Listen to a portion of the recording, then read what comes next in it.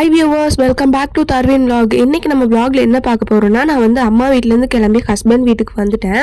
தம்பிக்கு 5 months ஆயிடுச்சு. So 6th month போகக்கூடாதுன்னு சொல்லுவாங்க. ஸோ 5th monthலேயே நான் கிளம்பி வந்துட்டேன். ஸோ அதுதான் உங்கள் கூட இந்த vlogல வந்து ஆட் பண்ணியிருக்கேன். நான் வந்து கிளம்பி வந்து ஒரு வாரம் ஆயிடுச்சு. பட் ஒரு வாரமாக எனக்கு கொஞ்சம் கோல்டுங்காட்டி வீடியோலாம் எடிட் பண்ணி போட முடியல. அதனால தான் வீடியோ போடுறது கொஞ்சம் லேட் ஆயிடுச்சு.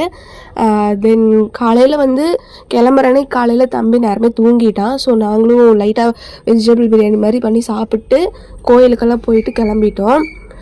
கோயிலுக்கு போனது பார்த்திங்கன்னா ஒரு காட்டுக்குள்ளே ஒரு கோயில். அங்கே போகும்போது ரொம்ப நிம்மதியாக ப்ளசண்ட்டாக இருந்துச்சு. உங்களுக்கு இந்த மாதிரி பிளேஸ் பிடிக்குமா, இல்லை எந்த மாதிரி கோயிலுக்கு போக பிடிக்கும்னு கமெண்ட்டில் சொல்லுங்கள்.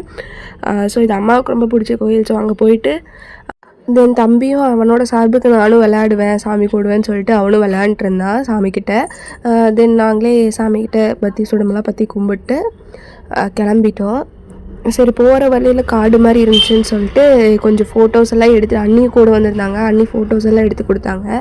நானும் என் ஹஸ்பண்டும் கொஞ்சம் ஃபோட்டோஸ் மாதிரிலாம் எடுத்துகிட்டு கிளம்பிட்டோம். தென் வீட்டுக்கு போனதும் தம்பி வந்து கொஞ்சம் நேரம் அப்பா அம்மா 2 பேரும் வச்சுருந்தாங்க. அவங்களுக்கு வந்து ரொம்ப கஷ்டமாயிருச்சு.